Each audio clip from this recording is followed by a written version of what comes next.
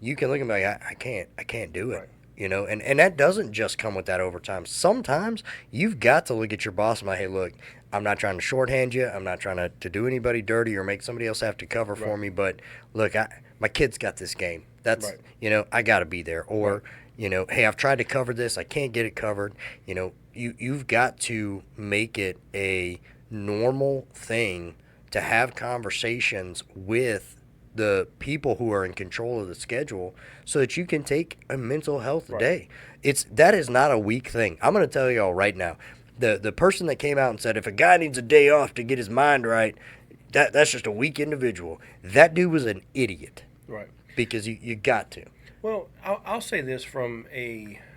I used to be an employer. I used to have some Right. people working for me, Same. and it was, which it was a small company, so I was able to kind of get to know everybody, the guys that were working for me, and kind of pay attention, what's going on Right. at home and things like that. So it's kind of invested in their life within reason, But what I found was, the first series of waves of employees that I hired is They there was weren't all winners. they weren't they can't all be bangers, and what I found, man, is sometimes this is going to be a disclaimer for every boss out there. I've got you, boo.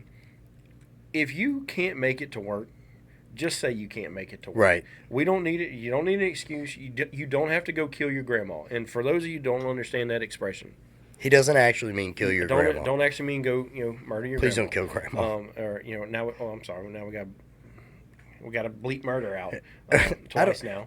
Screw it. We'll Anyway, just run with it, but see what happens. we're not saying go do that. What I'm saying is, you in college we always had a professor explain this concept to us. He said if you can't make the deadline or you can't make the task, don't make up an excuse. He said his thing was don't go kill your grandma. You don't have to have a funeral or any of this other stuff. Just say, hey, I didn't make it. Go ahead and accept it. That being said, weird things happen in life. But I had this one guy. It was typically about every Monday. It just so happened every single Monday, like Right. the wires got chewed in his transmission of his truck. Right, right. So it was. It's funny is that nobody ever thinks that the boss catches on. Like you Right. think you're so slick And doing it's it.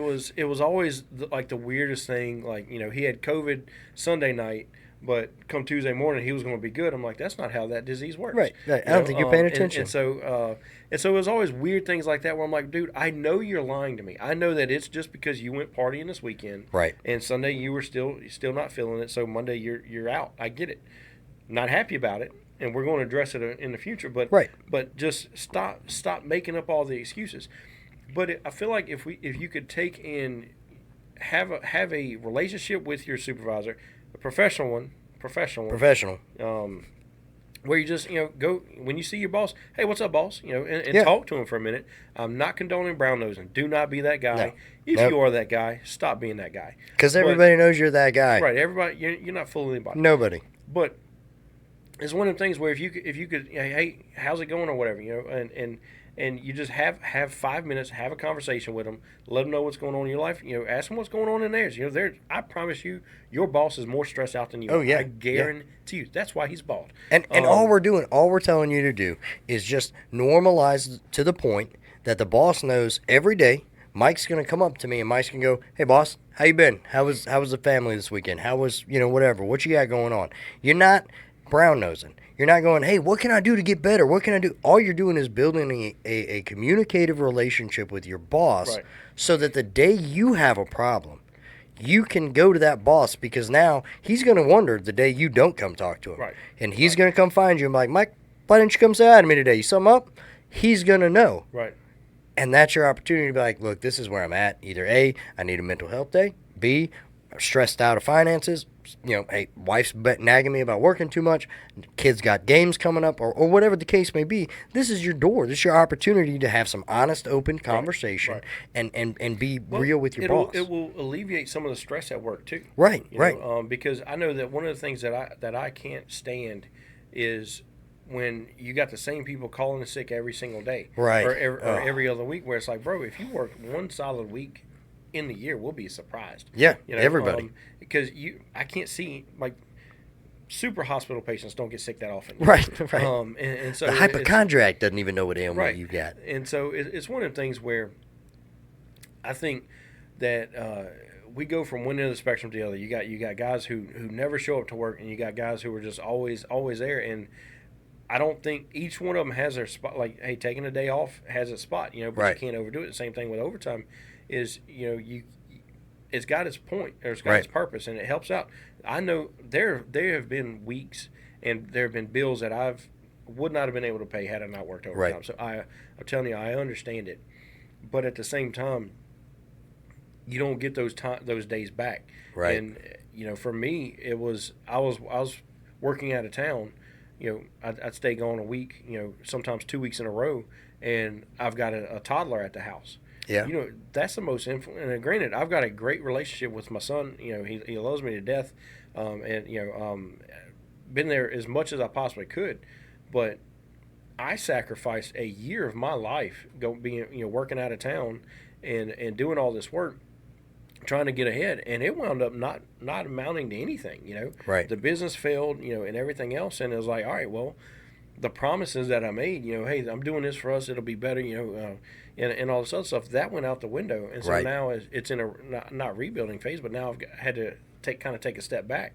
And what you don't realize is, as you're logging all that overtime, and you're spending all that time, I'm sacrificing, but you've got great ideals or ideas, and your intentions are pure.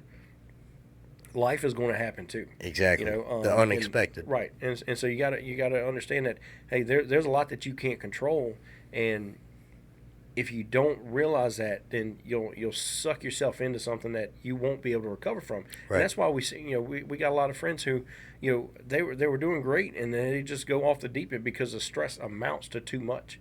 You're trying to pay your bills and everything, and when the overtime gets cut short because a certain person is in a presidential office or whatever, or hey, you can't make your bills because, hey, the bread costs 3 times what it did, Right. or Right. whatever. There's so much going on that you can't control. That you got to be able to take that moment and say, hey, I've got to stop this. I can't keep doing this. Right. Maybe that brand new truck isn't worth it. Right. Slap a little oil in the other one and keep on going. Right.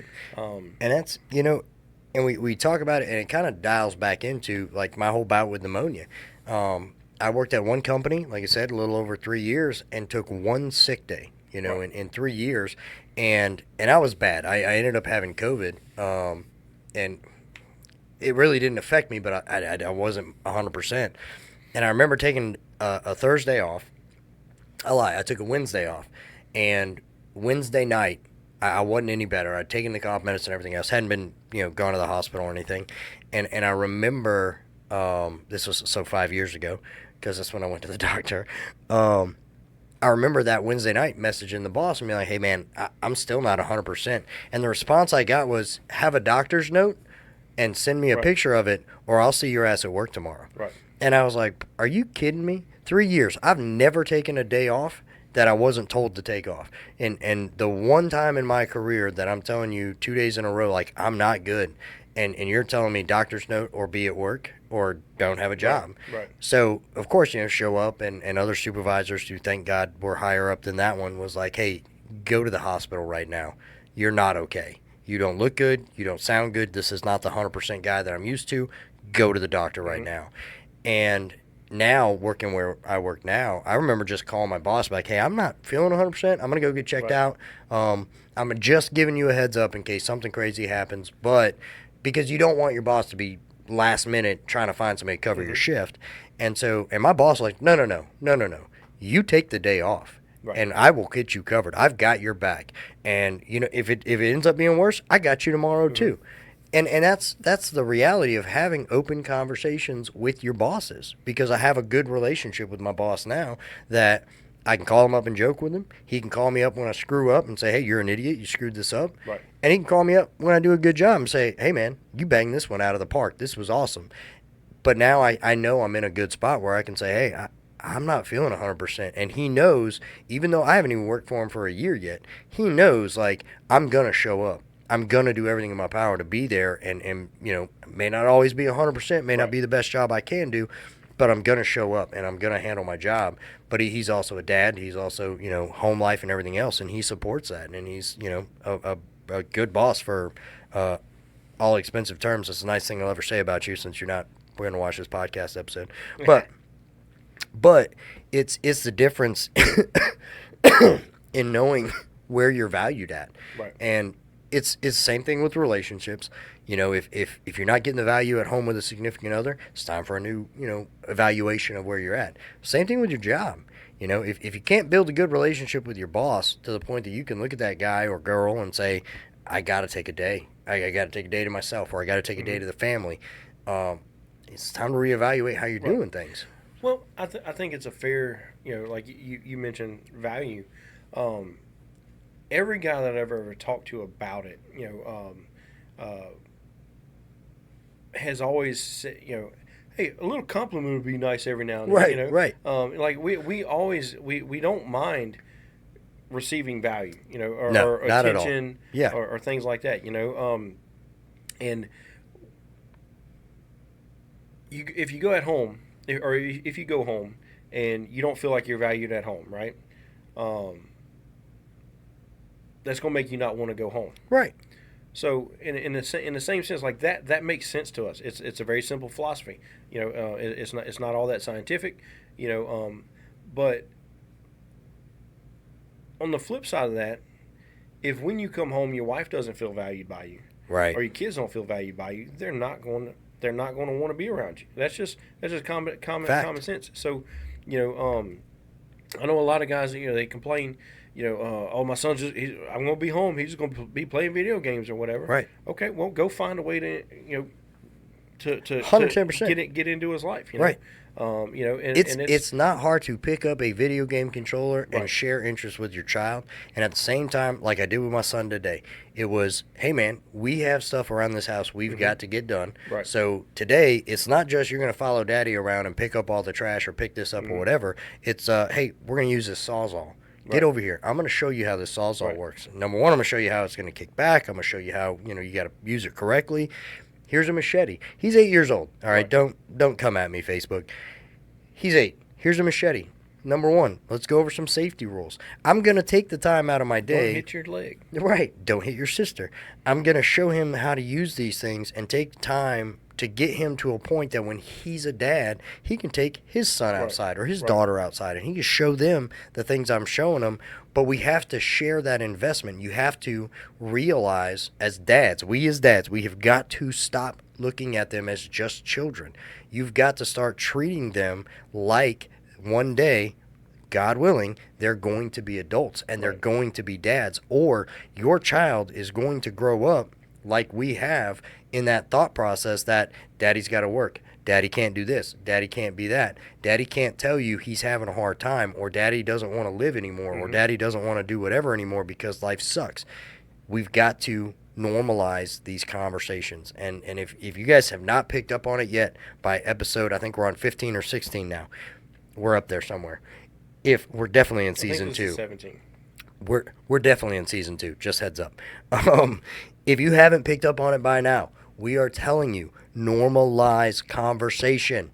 Go have conversations. Start with your significant other. Start with your best friend. Sit down with your child. Don't tell your child all the dark things.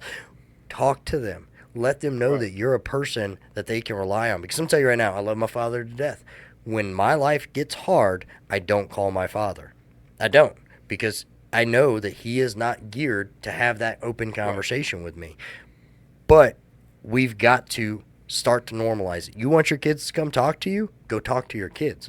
Start coming up to them. Start approaching them on some things that happen in life. Let them know, like, hey, I tell my little girl this all the time because she's 6 years old, and sometimes it's too much for her, and she's going to just stop and cry. And we sit down and we go, look, I get it. Sometimes you got to cry. I've been there. Sometimes I sit down and cry. I don't cry. Sometimes I did it unconsciously. I just did that. I tell my daughter, there are going to be times in your life that daddy's not going to be there to help you. I'm coming, but I'm not there to help you right then and there when it's happening. Bubba's not going to be there to help you right then and there when it's happening. You got to put your big girl pants on. You got to handle business. Right. But when it's done, then it's time to go sit down and you can cry about it then. But crying about it in the moment is not going to get it done. Right. And this is the task that we as fathers have got to step into that role to normalize these conversations, because when it's so far down the dark road and you've lost everything, or you feel like you're losing everything, and you're starting to look at the wrong end of your side piece, and I don't mean ladies, and you're thinking about it's time to check out, it's too late to have the conversation. Right. So we've got to start doing it now, and we've got to start finding that person, that confidant that we can put our faith in and say, I need help. Do you got a minute? Can we normalize a conversation where I don't feel judged at the end of this, and I feel like I'm heard, even if it's just that brief? Because I'm telling you, if you have never done it, try it. The weight that comes off of you when you can get all of it out, it's uncomparable, and you will feel a whole new light on life when you're done with that conversation. I'm not saying it fixes everything, but it'll put you in a different frame of mind to go through your day to day. And you can do that with your boss to a degree. You can do that with your significant other, and I'm just going to say, this may sound ugly, it may sound crass. If you sit down with your significant other and you say, look, I'm struggling and this is where I'm at, and I'm not making headway, and I really feel like I'm drowning and I'm never going to come up from this, and I'm at the end of my rope, and that significant other doesn't take that conversation to heart and with seriousness and no backlash, no judgment, no 6 months later, do you remember when you were a weak little girl? Right. You're in the wrong relationship. Right. And it's time to walk away from that. But also, don't catch them off guard with it. Be smart about it. Get yourself in a frame of mind to have the conversation. Don't do it when she walks in the door. Yeah. Don't. If you talk about, hey, what do you want to have for dinner? Well, I'm thinking about. Right. Yeah, that's not going to be the win. Right. But guys, didn't mean to go dark there. I apologize. Guys, we want to say thank y'all for taking a moment and watching these episodes. We want to thank you for all the support you've given us. This is definitely something that we did not anticipate going the way that it has. We've gotten a lot of support from our friends, from strangers, from people at work. It's been a phenomenal adventure. And I'll tell you right now, it has changed our our thought processes and the way that we do things at work, in our personal lives. It has completely changed our own frames of mind. And so that's why we believe so strongly in it, and the messages that we're putting out, and trying to keep it as real and uncut as possible. Well, just genuine. Genuine, that's the main thing, is just being genuine. But guys, take a moment, send us an email, coffeeandthebull@yahoo.com. Hit the like button, subscribe, share, follow, comment, whatever it is. Send us a snail mail. Well, I don't think we have our address posted. We don't. But we are on every single possible platform that you can imagine. We are on the top 5 right now. We are on YouTube. We're on Spotify. We are on Apple Music. We are on Amazon Music, and we are also on iHeartRadio now. And you can the Instagram, the TikToks, Facebook. Yeah, we are there. You can find us. You can share us. Hit us at that email, coffeeandthebull@yahoo.com. I promise you, we are looking forward to an email. We've only gotten one from Gina, what's her name? Gina, whatever the made-up last name was. Yes. We get text messages all the time from people that know us personally. We catch a few Facebook messages. Blow us up. We would love to hear from everybody. If you don't like the way I look, I'm sorry, I'm ugly. But, hey, want to know where we got these sweet shirts, sweet hat? Hit us up. We can do all of that stuff if you guys just reach out to us. And I promise you, you will get response back. It won't be from somebody we paid. It'll be from us. Everything is us. So hit us up. Give us a holler. Tell us what you like, what you don't like, what you want to hear, what you don't want to hear anymore. I can't help that Mike cusses like a sailor, but he's working on it. Well, for now, toodaloo. So stupid.